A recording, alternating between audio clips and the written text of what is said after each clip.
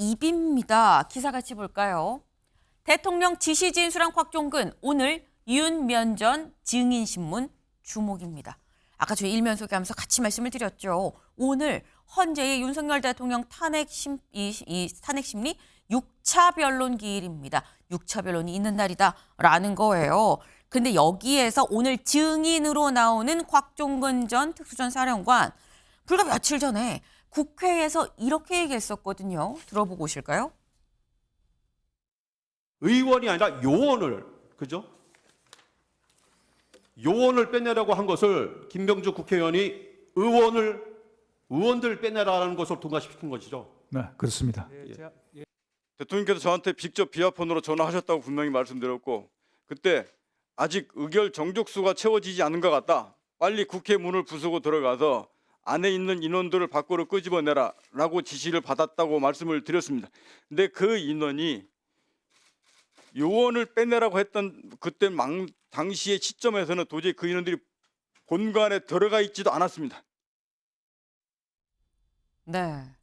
사실상 이 앞선 5차 변론, 이 4차 변론에서 김용현 전 장관이 나왔었을 때 그때 얘기가 나왔던 게 의원 끌어내라는 게 아니라 요원 끌어내라고 얘기를 썼던 거다라는 게 윤석열 대통령 쪽의 주장이었었죠. 근데 여기에 대해서 그 이후에 열린 국회 국조특위에서 증인으로 나온 곽종근 전 특수전 사령관, 지금 들으신 것처럼 의원이었다. 의결 정족수가 안 된 것 같으니 의원을 끌어내라고 내가 분명히 들었다라고 얘기를 했습니다. 네, 관건은 최진영 변호사님.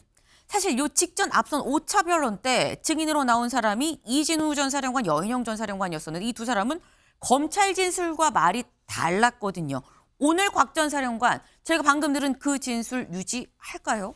뭐라고 단정하긴 어렵죠. 네. 무슨 말씀이냐 하면은 적어도 중요한 것은 일반적인 진술이 아니고 반대 신문권이 보장되어서 그로 인해서 실체적 진실을 발견하는 그 절차 보장이 가장 중요한 것이죠. 네. 실질적으로 지금 얘기하신 것처럼 곽종은 특전사령관 같은 경우에는 진술이 바뀌었다는 의혹, 그로 인해서 그 주장에 어떻게 보면 신빙성이 있는지 여부가 상당 부분 지금 서로 갑론을박하는 상황 아니겠습니까? 그렇기 때문에 오늘 어쨌든 그 국회 그 소추단 측의 주신문, 나아가 그에 대한 윤석열 대통령 측의 네. 반대 신문 과정에서 곽종은 전 사령관이 어떤 증언을 하느냐, 지금까지 엇갈리고 있는 상황 속에서 누구의 말이 맞는지를 확인하는 것이 굉장히 중요할 것 같은데요. 네. 지금 전후 사정으로 봤을 때는 결국 그 시간의 문제이지 앞에는 지금 그 곽종은 사령관 같은 경우에는 처음에는 국회의원을 끌어내라고 하는 연락이 왔다가 나중에 이제 상황이 되니까 그때는 요원을 끌어냈다라고 하는 식으로 지금 증언을 좀 바꾸고 있단 말이에요. 그렇기 때문에 그와 같은 전후 사정이 맞는지 네. 시간적 순서에 따라 지금 보면은 악마는 디테일에 있다라고 하듯이 시간적 순서에 따라 어떤 지시가 있었고 그에 네. 대한 어떤 반응을 했는지 이 부분이 오늘 법정에서 가려질 가능성이 있습니다. 다만 그럼에도 불구하고 최초의 지금 곽종은 특전사령관 같은 경우에는 다른 사람도 아니고 민주당의 사성장군 김병주 의원이 본인 개인 유튜브 채널에서 거기에 신문하듯이 앉혀놓고 다그치듯 얘기를 했을 때에 무엇이냐 했더니만 그때 요원을 빼내라라고 지시했다라는 얘기를 하다가 국회의원을 끄집어내라고 했냐라니까 예, 국회의원이라고 진술을 바꾼 것은 분명합니다. 그렇기 때문에 그 전후 맥락이 무엇인지 오늘 주신문과 반대 신문을 해서 본인이 진술하는 게 굉장히 중요할 텐데 제가 미루어 짐작컨대 기존의 어떤 그 이준우 우리 수방사령관 같은 경우에는 네. 일부 증언 거부를 했지만 곽종은 전 사령관은 지금까지 왔던 측면에서 봤을 때에 진술 거부하기보다는 적극적으로 주신문 반대 신문에 대응할 가능성이 높다. 그 정도는 제가 예측할 수 있을 것 같습니다. 지금 적극적으로 곽종근 전 사령관이 대답을 할 수는 있는데 본인의 얘기를 하면서도 오늘 있을 헌재 상황에서는 윤석열 대통령 측의 반대 신문이 또 있는 거기 때문에 이 상황에서 본인의 기존 진술을 계속 유지를 할 수 있겠느냐 그 여부를 봐야 된다라는 취지로 지금 말씀을 하셨거든요. 김준욱 대변인님. 어떻게 전망하십니까? 저는 오늘 저 곽종근 전 특전사령관의 진술이 지난 국회에서의 진술 과정들처럼 일관성 있게 지속이 될 것이다 이렇게 예상을 해봅니다. 왜냐하면 곽종근 전 특전사령관 같은 경우에 본인이 옥중 노트라는 걸 또 썼지 않습니까? 그러면서 12.3 비상계엄 내란 사태에 관련된 본인의 서회를 자세히 적고 있어요. 거기에 뭐라고 되어 있냐면 군이 이용만 당했다. 사실상 토사구팽 당했다. 이런 그 말씀들을 거기다 써놓고 있는데 이 곽종근 전 특전사령관이 국회에서 증언한 내용들을 보면 네. 굉장히 구체적이고 그리고 일관성이 있습니다. 특히 요원이라는 표현을 썼고 의원이라는 표현을 썼는데 이것이 말이 바뀐 것이냐라고 말이 바뀌었다고 공격을 하자 말이 바뀐 게 아니라 요원도 있었고 의원도 있었다. 그러나 시간대별로 보면 00시 25분부터 35분까지는 의원을 끌어내라고 한 것이고 그다음에 01시경에 국회에서 계엄 해제 결의가 끝나고 난 이후에는 요원들을 본인의 자의에 의해서 철수시키는 그 과정이었기 때문에 의원도 맞고 요원도 맞다. 이렇게 명확하게 진술을 하고 있습니다. 그리고 이 과정에서 윤석열 대통령으로부터 받았다는 그 지시 그리고 그 과정을 본인이 오늘 증인으로 나오는 김현태 707 특전단장에게 특임단장에게 지시했던 내용 이런 것들의 일관성 오늘 그래서 곽종근 특전사령관뿐만 아니라 이 김현태 그 특임단장의 단장도 오늘 증인으로 출석하는데 네. 이 두 사람의 말이 엇갈리는지 아니면 일관성을 갖는지 이 부분을 보면 대통령으로부터 어떤 지시를 받았는지가 명확하게 나올 것이다 이렇게 생각하고 있습니다. 지금 말씀은 오늘 증인으로 나오는 사람이 곽종근 전 사령관뿐만 아니라 김현태 707 이 특수임무단장도 증인으로 나오기 때문에 두 사람이 일관된 얘기를 하는지 다른 얘기를 하는지를 보면 알 수 있다라는 거죠. 말씀처럼 오늘 증인으로 나온 사람 한 명 더 있습니다. 김현태 707 특수임무단장. 사실 저희 방송 중에 그 당시에 지금 현재 기자회견을 하고 있어요 라면서 바로 생방송 라이브로 전해드렸었던 바로 그 기자회견이죠. 그 모습 잠깐 같이 보고 올까요? 전 김용현 국방장관에게 이용당한 가장 안타까운 패자입니다. 부대원들은 죄가 없습니다. 죄가 있다면 무능한 지휘관의 지시를 따른 죄뿐입니다. 부대원들은 이용당한 피해자입니다. 제가 모든 죄를 짊어질 수 있도록 허락해 주십시오.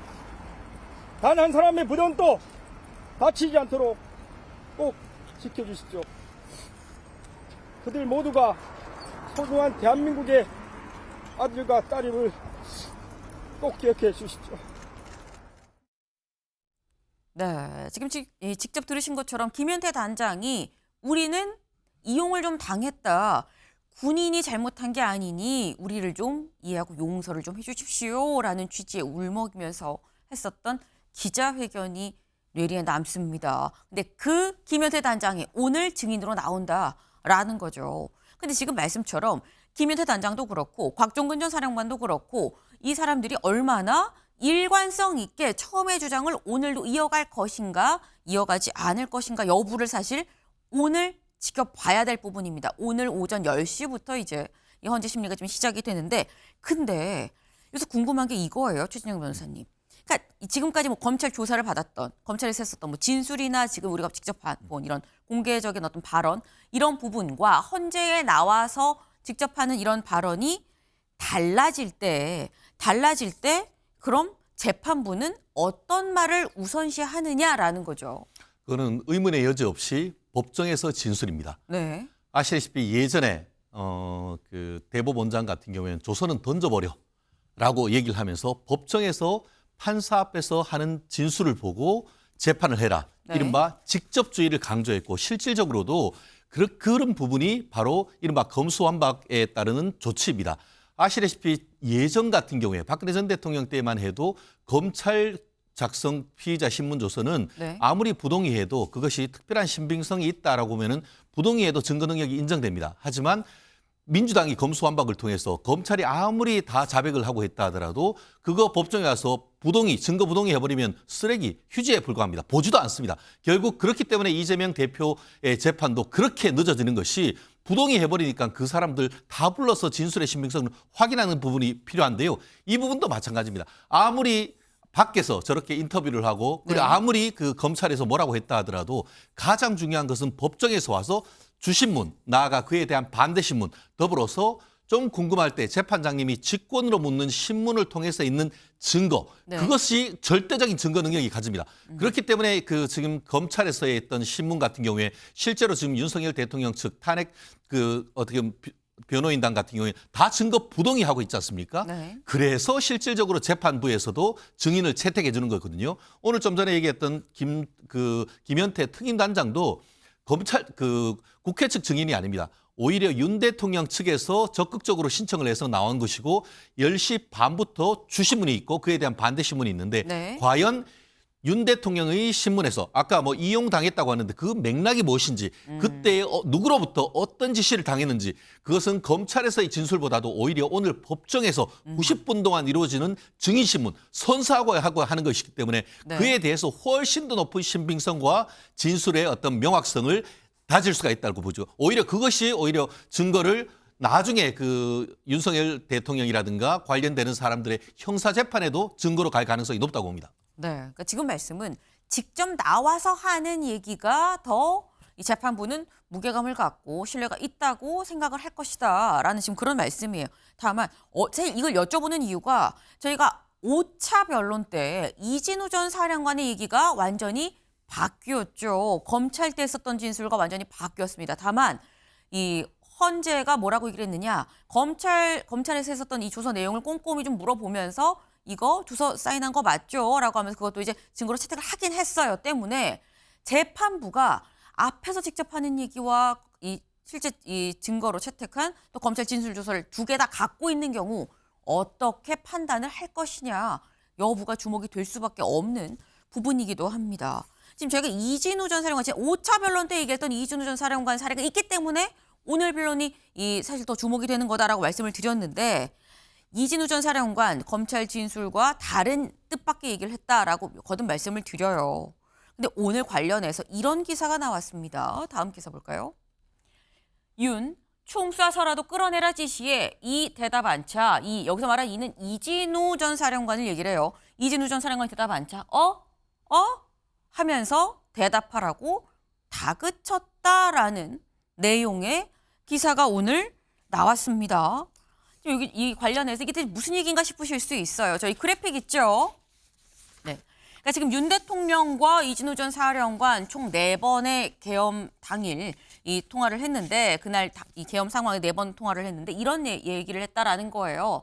당시에 처음에 윤 대통령이 처음에 전화를 했을 때 지금 상황이 어떠냐라고 물어서 이진우 전 사령관이 경찰이 군도 못 들어가게 막고 있어서 우리 지금 담 넘어 들어가라고 애들한테 얘기를 했어요. 라고 얘기를 했다라는 거죠.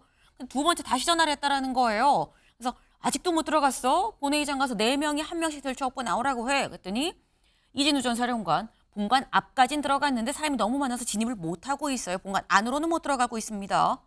근데 3번째 전화에서 아직도 못 들어갔냐? 뭐 하고 있냐? 총을 쏴서라도 문을 부수고 들어가서 끌어내라 라고 얘기를 했는데 여기에 대해서 본회의장 앞까진 갔는데 사람 너무 많아서 문에 접근을 못해요. 문을 부수는 것 자체가 불가능한 상황입니다. 라고 얘기를 했다라는 거고요. 4번째 통화가 동아일보의 이 제목으로 좀 나온 거죠. 해제됐다 해도 내가 2번, 3번 계엄령 선포하면 되니까 계속 진행해. 라고 얘기를 했는데 여기에 대해서 아무 대답을 이진우 전 사령관이 안 하고 있으니까 하고 4, 5회, 4, 5번 정도 다그치니까 예. 라고 이진우 전 사령관이 대답을 했다라는 거예요. 들어가서 끌어내. 라는 얘기에 이 대답을 안 하니까 윤 대통령이 대답하라고 라는 취지로 다그쳤다라는 겁니다. 근데 대체 이런 얘기가 그럼 검찰은 어떻게 알았느냐 이게 좀 여기서 나와 있죠. 검찰 수사기록 등 검찰 수사기록을 다 종합해서 대화를 재구성해보니 이런 내용이다라는 건데 근데 여기에 대해선 이진우 전 사령관이 헌재 나와서 한 얘기가 이거예요. 이거는 좀 다툼의 여지가 있습니다. 검찰에서 내가 한 진술은 다툼의 여지가 있습니다라고 얘기했다라는 건데 이렇게 자세한 내용에 대해서 다툼의 여지가 있다? 그럼 본인은 이 얘기를 안 했다라는 얘기냐 싶은데 오늘 동아일보 보도에 새롭게 A 장교가 등장을 합니다. 기사가 보죠. 기사 속에 등장하는 A 장교 대체 누구냐? 비상계엄 선포 당일 이진우 전 수도방위 사령관을 수행한 장교 A씨입니다. A씨가 계엄 당일 카니발 차량에 동승해 이 전 사령관을 밀착 수행하며 윤 대통령과 이 전 사령관 통화를 들었다라는 거예요. 스피커폰으로 통화를 했느냐? 그렇진 않았다. 그런데 밀폐된 공간이라 통화 내용이 주변에 고스란히 들렸다고 한다. A씨는 TV에서 듣던 대통령 목소리가 그대로 들려서 신기해서 더 잘 들린 것 같다라고 검찰에 진술을 했다라는 거예요. 네. 지금 여기서 말하는 A씨, 다시 말해서 이진우 전 사령관 말고 이진우 전 사령관 옆에 밀착으로 수행하고 있던 수행 장교가 새롭게 수면 위로 올라왔다라는 거죠. 근데 이걸 보면 최 변호사님, 지금 검찰이 이진우 사령관에 대해서 이 공소장 혹은 뭐 수사 기록으로 적은 내용이 이 전 사령관 얘기만으로 한 건 아니고 주변에서 내가 둘이서 윤 대통령과 이진우 전 사령관이 통화하는 내용을 내가 들었어요라는 A 장교, 수행 장교의 얘기를 들었다라는 증인이 있다라고 지금 판단해서 그 내용을 적었다라는 거거든요, 검찰은.